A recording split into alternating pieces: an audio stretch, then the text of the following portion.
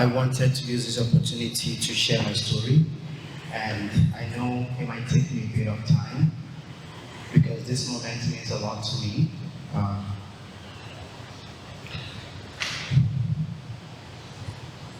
11 years ago, January 12, 2013, I moved to Canada. Raised by a father that placed a lot of value on education, he really wanted me to take my spirit, my skill, because there's something he saw in me, and he said, you're building a legacy that I laid down for you. So he sent me to come and study in Canada, and around the time he was very, very sick, and maybe he knew it was his last moment on earth, but out of a family of 7, just like the story of Joseph in the Bible, there's just something my dad saw in me. I moved to Canada. 2 months after, I became homeless. And, anxiety was all over me, depression, a lot of adversities. I was going to quit my dream, move back home, because I just didn't know what to do at that moment. I was suicidal, and it was a tough moment, really tough moment. But I think God has a reason for everything that happens. Through some of the activities I got myself involved as a student, I met an amazing human that whatever you see right here standing is that moment this person came to my life. Ladies and gentlemen, I want you to help me appreciate Papa Wayne. We met when I was in school, and we just connected, and he saw that there was something going on with me, and for a man, mental health, we men try to take a lot of this in, we don't talk, but for some reason I got so vulnerable, and I told him my situation.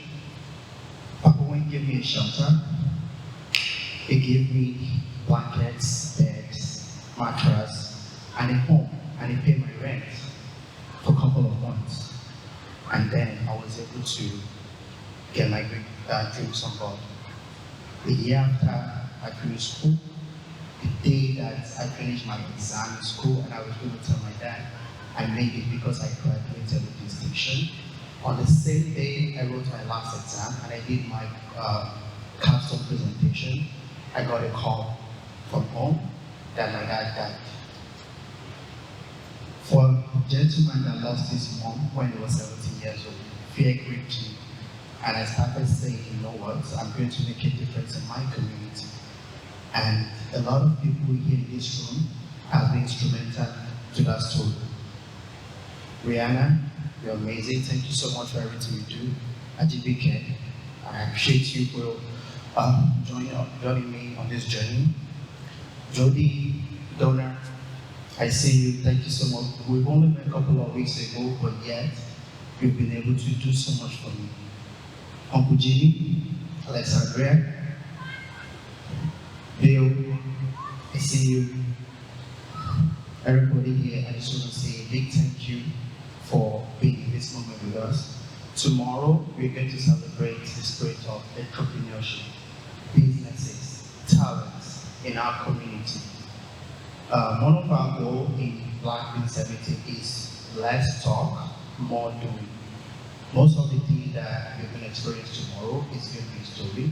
We've prepared a great exhibition of vendors, culture, and just for someone that's very passionate about community building, I realize that there's a lot of talent in our community, and we want to be able to spotlight this talent to the city.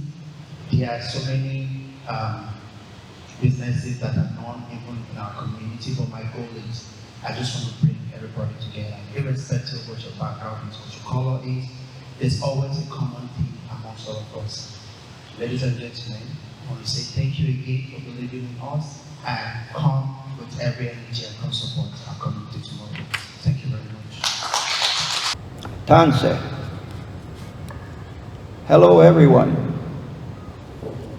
Good morning. I'd like to thank you for having me to do a little spiel, a little speaking here at the Black Business Trade Fair. That's what this is, right? My name is Art Tompkins. I'm a Métis. And I'll touch a little bit about truth and reconciliation. I'll do a little speak about that. I'm a former residential school. I went to day school. It's called day school. You don't live there. You go during the day and you go home at night, but it was still in a residential school. Can you folks hear me good? Yes. Okay. And I'd like to thank our MC for doing the land acknowledgement. I was going to do it, but now I don't have to do it. Thank you. That's important to always do that, no matter where you work, live, or play. It's always important to recognize the land acknowledgement, so thank you. So I won't take too much time here. Truth and reconciliation.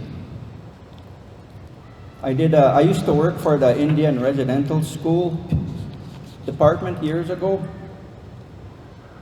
So TRC is Truth and Reconciliation.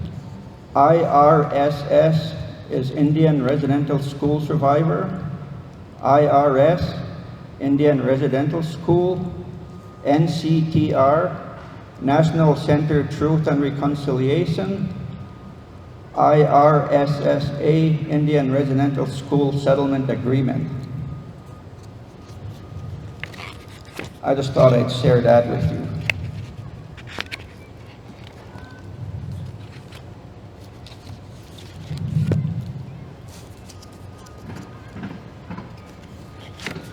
Just bear with me here.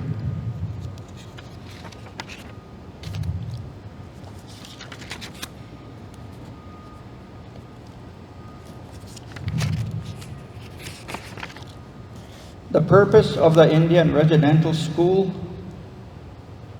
system was established by the Canadian government to forcibly remove Indigenous children from their communities. Most of these kids were a police and an agent would pull up to the house and they'd forcibly remove the children to take them to the residential school. That's how a lot of these children ended up in a residential school. It wasn't their choice. The very first school opened in 1831, the very first residential school.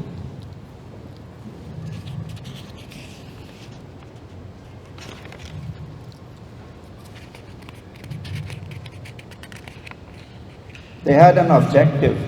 The government had an objective. Until there was not a single Indian in Canada that has not been absorbed into the body politics, and there is no Indian and no Indian debt. That was the whole objective.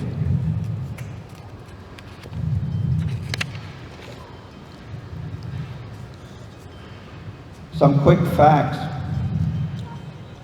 There was over 150,000 First Nation, Métis, Inuit enrolled into the residential schools between 1857 and 1996. Still today, there are roughly 80,000 survivors. There is 130 schools total around Canada. There was a lot of hardships that went through this.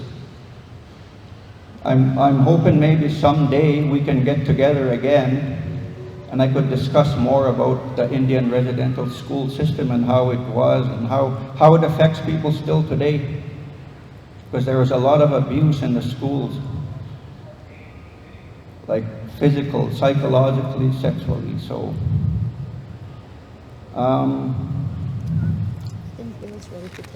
yeah.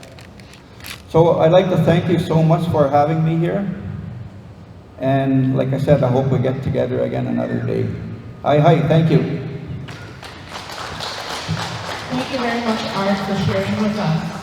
our skirts, our feathers, I have one, when I first started out I only had 2 feathers. 25 years now I have these.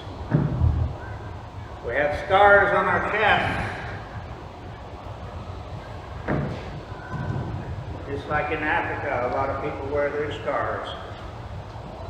We have scars on our back, on our arms, from our ceremonies, from sun dancing, ghost dancing. We wear our skirts, just like a lot of tribes in Africa does also. We don't have to look at the differences. We need to look at the similarities of all of us.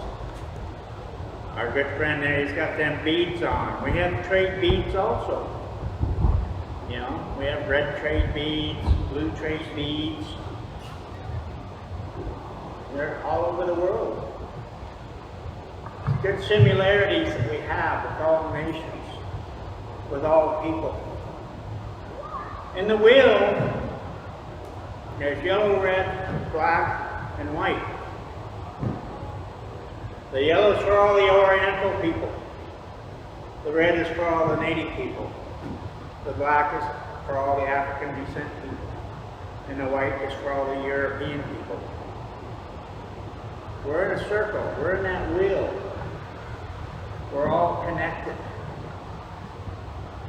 We understand life is good. I give great thanks for Black Business of Edmonton for hosting the things and bringing their community up in the world. It takes a lot. It takes a lot of courage. It takes a lot of strength. It takes a lot of people to do it. So I just give thanks for everybody. I wanted to sing one song. It's a Sundance song. And the translation of it is just asking the Creator to take pity on us and to hear our prayers. That's the big thing, is to hear our prayers. Take pity on us. And that's the translation of this song. Ooh, I got this buffalo and eagle. Buffalo hide, eagle, real eagle. All my feathers are eagle feathers too. Bear skin, horsehair, and other things. It's not regalia. It's not a costume. It's something that was earned. I go 4 or 5 days without no food and water. Sometimes 5 days a year, or 5 times a year. So it'd be 25 days of no food and water to earn these.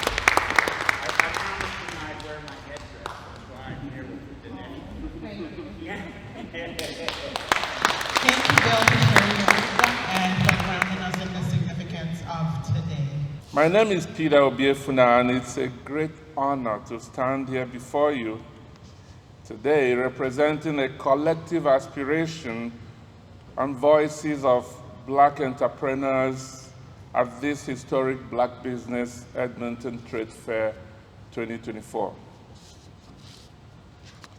On behalf of the Black communities in Alberta and across North America, I extend our heartfelt gratitude to the Indigenous elders of our Aboriginal communities for their warm welcome, wise words, and open arms.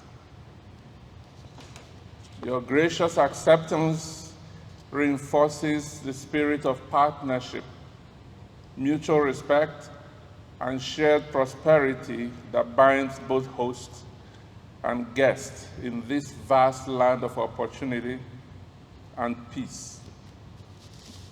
We deeply appreciate your support and stand in solidarity as we journey together towards a brighter future. Our community's capacity is measured by its ability to uplift itself and to contribute to the well-being of the larger community. However, how a community defines its capacity often depends on where it stands on a continuum of maturity. In less mature communities, economic success is often equated to consumption. The ability to acquire and showcase luxury goods, often accompanied by exaggerated claim of wealth. Yet, such success is often fleeting, with little lasting impact or generational wealth to show for it. In contrast, a more mature community defines its capacity by its ability to produce, to innovate, and to solve problems. Success in these communities is measured by the creation of products and services, the exertion of influence in commerce, industry, and governance, and the translation of hard-earned riches into generational wealth. Such communities are marked by stability, resilience, and a commitment to long-term growth. The Black Business Edmonton Trade Fair is more than just a gathering of entrepreneurs. It is a powerful indicator that our community's capacity is making progress on a journey towards maturity. I'm confident that this trade fair and similar initiatives will serve as catalysts, propelling us further along this path. We are moving from a mindset focused on consumption to one that emphasizes production, wealth retention, and sustainable growth. Our success will be measured not by the luxury items we can purchase, but by the innovative products we create, the businesses we build, and the wealth we circulate and retain within our community.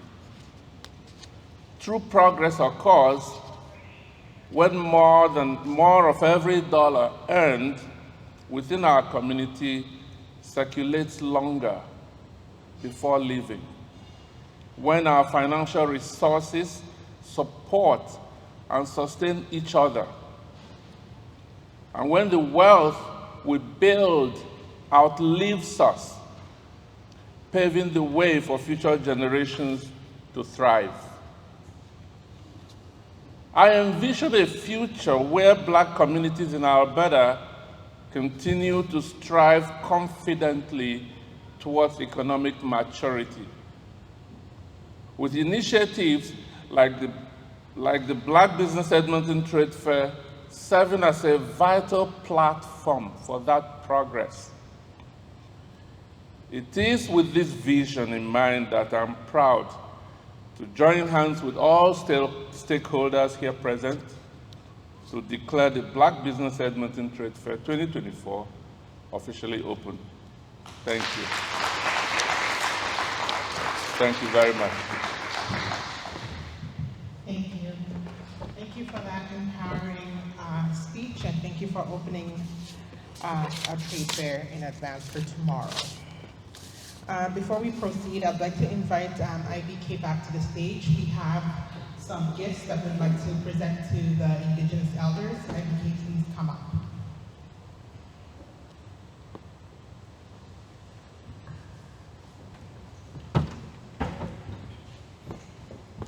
Hello everyone again. In our appreciation of the Indigenous community, I'd like to invite my uncle, Uncle Neil, Uncle Jimmy. Please come join me. This is a moment where we want to acknowledge the Indigenous elders amongst us. Alexandria and RBC team, the Indigenous community, we appreciate your presence. Thank you so much. On behalf of the Black community and our vibrant city, we just want to say we appreciate you, we respect your land, we honor you. Thank you for being our heroes past. Thank you for all the work you do. Thank you for taking us to the history. Thank you for sharing the story about the Indigenous residents. It means a lot to us. There's a lot we learn from what you just shared, and we really hope we can continue this conversation. There's a lot of similarities in your community and our community, and to really honor you is not just about what we say, but it's about how we practice it. So on behalf of my elders here, Uncle Jimmy, Uncle Neil, I want to present you these gifts. Everybody, please.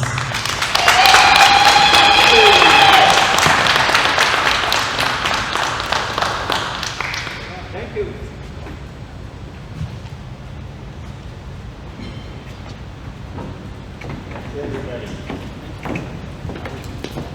Congratulations, IBK and GBK, working so hard on this. I've been behind the scenes listening to the few meetings I could make, but I just want to say it is one thing to talk about something and it's another to see it in action.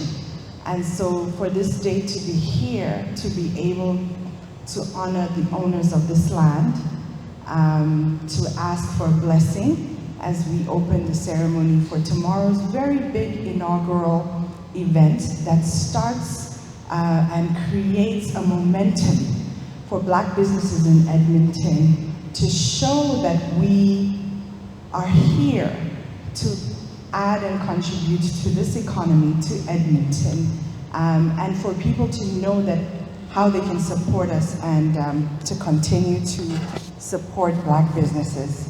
So, you know, we have a lot of slogans out there, but tomorrow is literally the way to do it. So congratulations.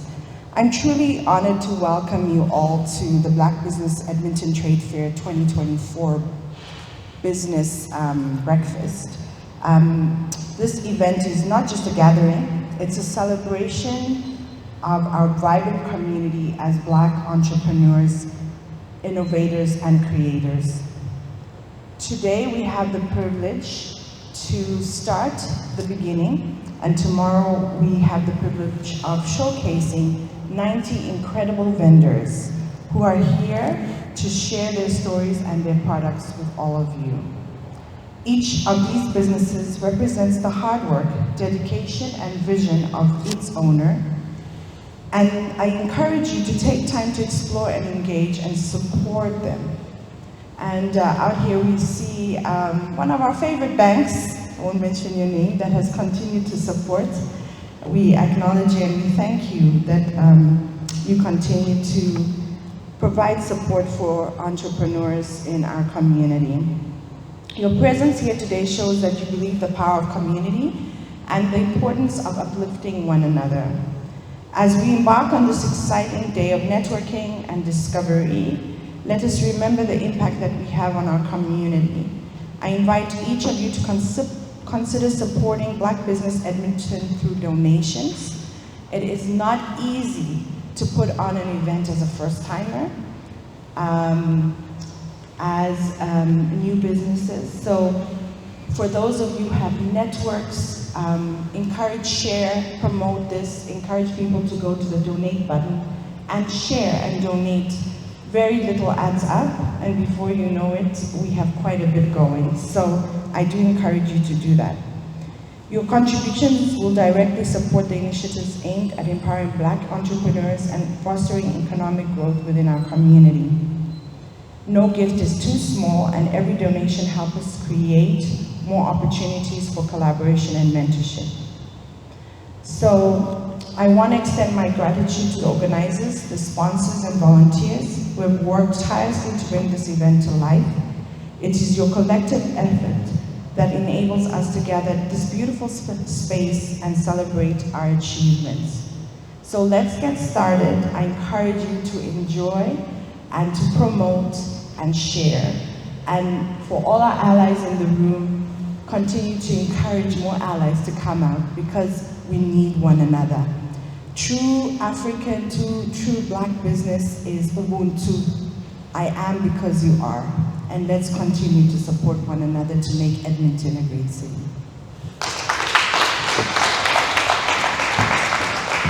Thank you, Rihanna, for that beautiful closing remark.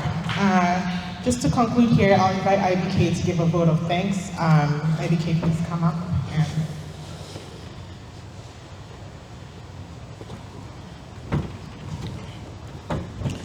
I've had the opportunity to share a bit of my story with all of you.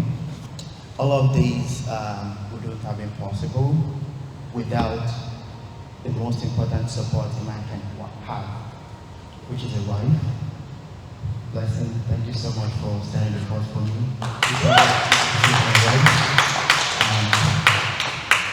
It's been very hard putting something like this together, and when your heart is in community development and having been a father, having children, it's very hard.